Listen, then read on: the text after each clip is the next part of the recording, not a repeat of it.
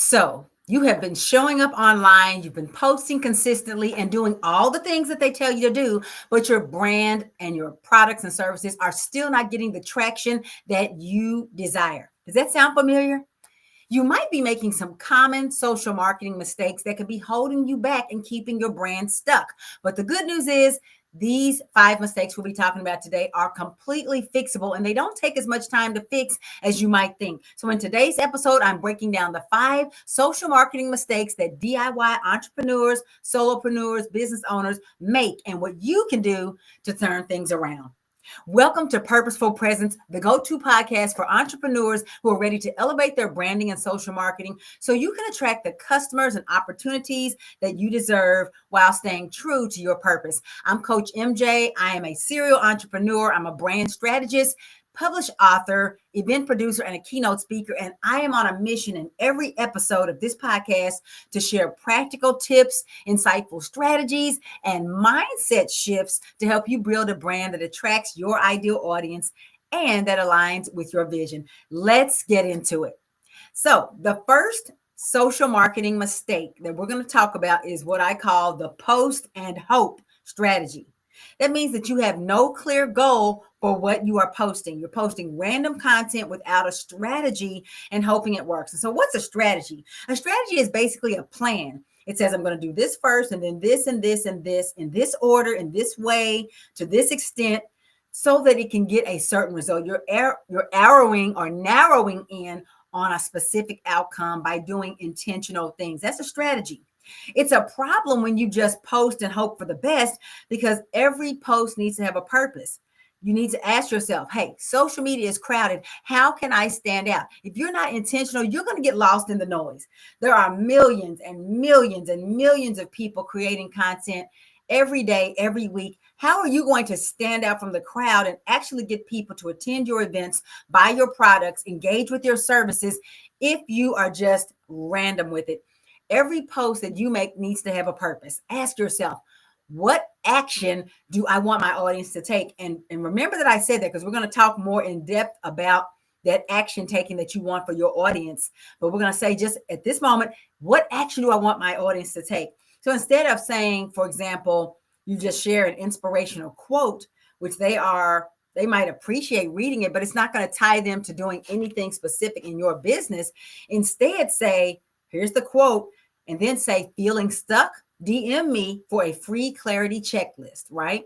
So now you have given them something more than just the motivational or inspirational quote. You've given them what they can do about it after they've read that motivational quote that will help them to engage with you, whether it's a giveaway, whether it's a class that they're enrolling in, whether it's a product that you sell. Find a way to always invite them to move forward. Give them a clear direction. You need to have some clear direction about where you want people to go. And you can use AI tools, artificial intelligence tools like ChatGPT to generate this CTA or call to action is what CTA stands for. This call to action or CTA driven content ideas. You can have ChatGPT kick out some branded ideas for you in your voice, true to your purpose in minutes. So don't forget about that. So posting and hoping, that's not going to get you what you want. The next social marketing mistake that we're going to be talking about is talking to everyone and resonating with no one. So in the beginning, and I can remember when I started out in 2017, I had never run a business full time before. I had never really honed in on an audience. My first business coach was very good about helping me to hone in on who I wanted to help. And it can be so tempting to want to say, well, my stuff is for everybody. But there is nothing on God's green earth. And I challenge you to post in the comment section anything that's for everybody. There is nothing that is for everybody, certainly not in the entrepreneurship space or in the business space. Every product, every service needs to target a specific audience if you want to get their attention, right? If you're speaking to everybody, then you're not deeply connecting with anyone because every audience, every sub-audience needs a specific voice, a specific set of words. If I'm talking to attorneys, I would talk to them differently than if I was talking to medical professionals. And even within medical professionals, I would talk to doctors different than I would talk to nurses or medical assistants. Everybody has specific language, specific needs, specific desires, concerns that you want to speak to in your messaging. So when you're just talking to everybody, and it's not clear who you're talking to. Like, for example, I'm talking to DIY entrepreneurs, solopreneurs that are doing their own social marketing and branding, and you want to do it with excellence, right? Other people may see my content, but that's who I'm talking to. So everything I curate, all of my products and services, my experiences are for that audience. So, for example, instead of saying I help business owners to grow, that is super vague. Grow in what way? Grow their mindset, grow their revenue, grow their customer base, grow their social media following. What does grow mean? It can mean a lot of different things. You need to specify. So instead of I help business owners to grow, another example could be I help solopreneurs use AI to market smarter, not harder. Now, anybody who hears you call that out in your verbal messaging or see it on your website, they're going to know, okay, this is for solopreneurs that want to use AI. So if they're not a solopreneur or they don't want to use AI, they may or may not dial in. And that's okay. You want the people that do. So be very clear. And you can use Chat GPT again to refine your brand messaging with prompts like, make this statement more specific for wellness coaches. If you notice, I've been shifting a lot more of my podcast episodes and my content to be around AI because that is the hot item of the day. As a matter of fact, I have a workshop coming up towards the end of the month of March. I'm going to tell you about it later. And if you're not on my email list, go over to melaniehunter.com and get on my email list by signing up for the giveaway that's there. But I'll be letting you know about an opportunity that you can start using AI more advantageously to create the copy for your websites, for your social posts, for your headlines, for anything that you're doing, your video scripts. You can use it and create these pieces of copy in minutes or seconds where it would have taken you hours to write it. But you want to make sure that you're doing it so it doesn't sound generic or just like everybody else, or it doesn't really speak to what you want to speak to. So I will tell you about that once registration opens. Okay. But you can use Chat GPT to refine your prompts by just telling it to do so. That's one thing I love about Chat GPT and some of the other copywriting and planning AI platforms. You can just talk to them like a person and they will respond like a person, just a whole lot more quickly. The third social marketing mistake that you could be making that's holding your brand back is prioritizing quantity over quality, posting a lot instead of posting effectively. That's a mistake. Now, I know what you're saying, Coach MJ, y'all say we got to be consistent. Consistent does not necessarily, or it doesn't inherently indicate a level of frequency. Consistency doesn't mean daily. Consistently could be once a month, depending on what someone's doing. And if you're trying to break through in social media, in social marketing and stuff, you don't want to post once a month. But consistency does not mean a certain frequency. It could be monthly, weekly, daily, every 2 weeks. It's whatever it is. Consistent just means every time that frequency comes up, you post. I know somebody that posts every Wednesday. They only post once a week, but that's what they're posting. Okay. It's a problem to prioritize quantity over quality because more content does not automatically mean you're going to get better results. If your content is not valuable, if it's not engaging or relevant to that audience, what we just talked about in the last mistake, then it's not going to perform. You want to focus on high value, well-designed posts instead of just churning out content. I got to get out here. I got to put another video out, but is it going to resonate with your audience? Is it going to give them something they can't get somewhere else? Is it going to tie them to your brand? Is it going to connect them to what you're doing even more? If not, it's trash. Don't do it. So for example, instead of rushing out 5 posts a week, just to say I posted 5 times a week, it would be better to create 3 strong posts with solid engagement prompts and clear visuals. So less is more. Honestly, you get to define as an entrepreneur what consistency looks like. If for you once or twice a week is all you can manage, maybe you also have a job or a family or whatever, you got other responsibilities that are pulling at you. Whatever you do to show up, just be consistent with it and make it matter. There are some content creators on YouTube that I watch and they only post once a week. I think they may post an extra time for the people in their Patreon, but for the most part, you're going to get one video on Sunday.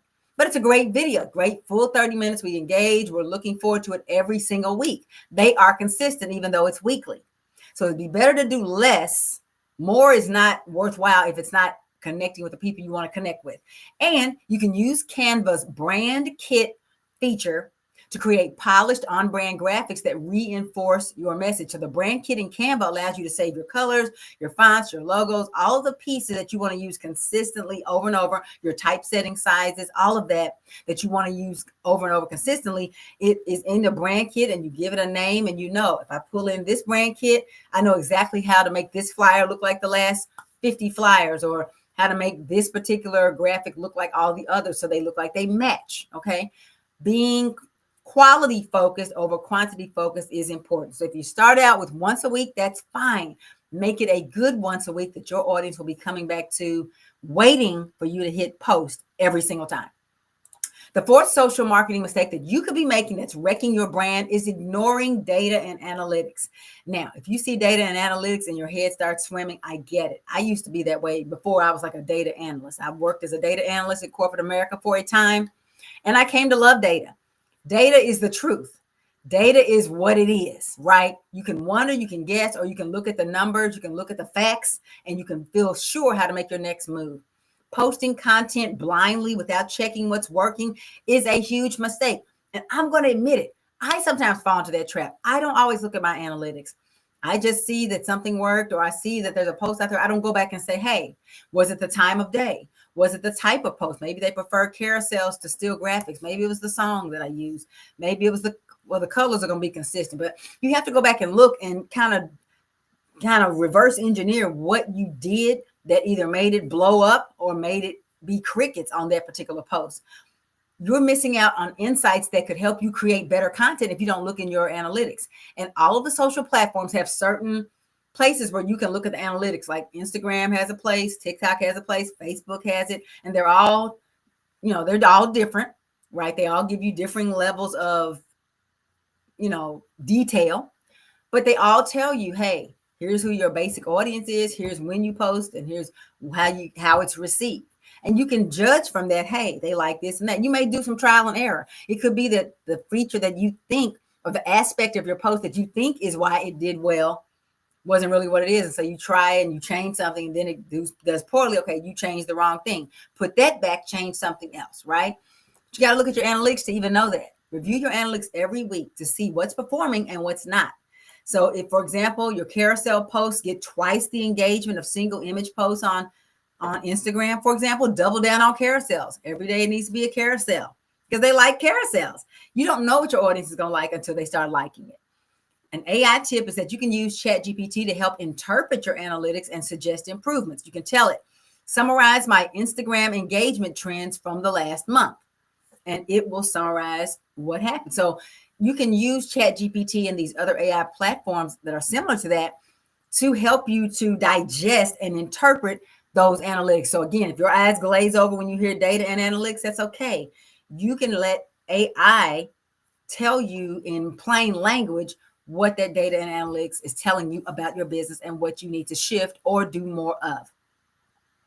And then the fifth and final social marketing mistake that is destroying your brand, but that you can change, is having weak or non-existent calls to action. Remember earlier, I said, remember for later, we're going to be talking about CTAs again. Here it is. Not telling your audience what to do next. Let me tell you something. When you are out on the internet, when we are out on the internet, for the most part, we're mindless. We are just letting the scroll happen, letting the whatever ads pop up, and then we skip them. We're letting whatever the next post is pop up. It's pretty mindless. I have actually performed things that a person in their video has asked me to do just because they said it. If they tell me, please like this video, they get a greater chance, a significantly greater chance that I will like their video just because they said it. I watch hundreds of videos a week, at least in small part, whether it's 30-second clips or actual full-scale videos. When they ask, like, comment, share, subscribe, I'm going to do at least one of those. I usually will take the time to like. Why? Because I'm susceptible to suggestion. I'm there kind of mindlessly scrolling or watching a video. If they say like this, or sometimes if they say share it, I might, if it's something I want to share. So take advantage of telling your audience what to do. Don't assume that they know. Without a strong CTA, people are going to scroll past your content without taking action. They might even watch it. You might have the views and you're like, why do I have all these views, but I have a fraction of the number of views as subscribers? That's because you never tell them to subscribe. Why is it I have all these people watching my videos, but they never go to my website and sign up for my workshop? Well, did you ask them to do that? Did you tell them sign up for my workshop? People aren't reading your minds, and they're not looking to do anything outside of their comfort zone where they are right then. You have to tell them what you want them to do. Make every post actionable. If you're taking notes, write that down. Every single post needs to be actionable. There needs to be something in it. Even engagement posts should have a clear next step. So even if you are just doing something where you want to build engagement, you just want people to like or share your video. Instead of just saying, hope this helps at the end, say, save this post for later and tag a friend who needs it. Tell them what to do. Even if it's not something you're selling, you don't always have to be sending them to a link to sell something to them. Save this, for example, the CTA for this video actually is I want you to save this post, mention a friend, send it to their inbox, forward it to their text message, a friend that could use this, someone that you know who's in business, who could possibly use help with their social marketing. Don't worry about if you know they need help, just send it to them. They will know if they need help. So that's the call to action that I'm using. I want you to share this video and save it for you to come back to later. You can also ask ChatGPT to generate engaging CTA variations tailored to your audience. So if you watched the video from last week, we talked about ways that you can improve the ChatGPT prompts that you put in, because it's only going to give you as good of a response as the instructions that you give it. So you can always, one thing we mentioned, that you can always ask it for 2 or 3 variations. Give me 2 or 3 variations on this post, and tailor it to dentists, and tailor it to doctors, and tailor it to lawyers. You can literally tell it to do that, and it will spit out 3 different responses that are around the same product, tailored for different audiences. Or it can be the same audience, but different needs, whatever that is. Tell it to do that. Instead of you getting one response and then you have to rewrite it for these audiences. No, let it write it. There should be very little, once you get your ChatGPT trained, there should be very little rewriting or tweaking that you have. Well, you can tweak, but you shouldn't have to rewrite what it gives you. You should tell it in the settings of your ChatGPT, which you're going to learn about when you come to my workshop, or tell it in the prompt itself what you want it to do. It's going to remember it for next time. It is trying its best to please you. Let it do that by being specific. So these 5 mistakes that we have talked about: the post and hope strategy, where you have no clear goal; talking to everyone and resonating with no one; prioritizing quantity of posting over the quality of posting; ignoring your data and analytics; and then weak or non-existent calls to action. These 5 mistakes are common, but they're all fixable if you have the right strategy and the right tools. If you have been struggling to get the results that you want from your social marketing, it's time for you to course correct. Just slam on the brakes. Turn that wheel, okay? And make your brand visually stand out. And one of the easiest ways to do that is to create high quality, eye-catching social media headers that immediately grab attention and communicate your brand message. You only have a few seconds, not even a few, to grab their attention. Your headers, the words that are spoken or written at the top of your pages, or at the top of your ads, at the top of your web page, those are critical, because that's going to make or break whether they want to scroll on to read more. This week's Workshop Wednesday is all about Canva for beginners, creating engaging social media headers. This is going to be a hands-on session where I'll show you how to design compelling on-brand headers, and I'm going to be using AI as well, that reflect your business's identity, your voice, your tone. It's going to be authentic to you. And this is not just for beginners. I call it Canva for beginners, but quite frankly, even if you have been a Canva user, there's always room to learn more. There's always a way to elevate and do things better. So it's for you, even if you're not brand new to Canva. This particular workshop this Wednesday is going to tie directly into mistake number 3, prioritizing quantity over quality, that we talked about. I'll put it back on the screen, where you're just doing all these posts just to say you did them, but you're not making sure they're quality. Your visuals are just as important as your content, because people stop when they see an engaging picture or graphic or imagery of any kind. So this workshop is going to help you to get that quality that we've been talking about in this episode. So again, if you want to get in on this workshop, go to melaniehunter.com/Wednesday. Every Wednesday we do or most Wednesdays, we do a workshop for my DIY entrepreneurs, my solopreneurs, my small business owners with maybe a small team. to help you to hone in on those skills, those tactics, those strategies that are going to give you that edge to help you break through in this crowded marketplace and attract the customers and opportunities you deserve. So again, go to melaниehunter.com/Wednesday to register. And we still have a special going where if you bring your business partner, your business buddy, your spouse, or just another business owner that has nothing to do with your business, you guys can register together. And I think it's 17 or 18% off that you get to have a dual registration. So go on over to melaниehunter.com/Wednesday to get registered for this Canva for Beginners workshop. It's been my pleasure to share with you today on Purposeful Presence. I'm Coach MJ. And until next time, take care, be blessed. It is time to elevate your brand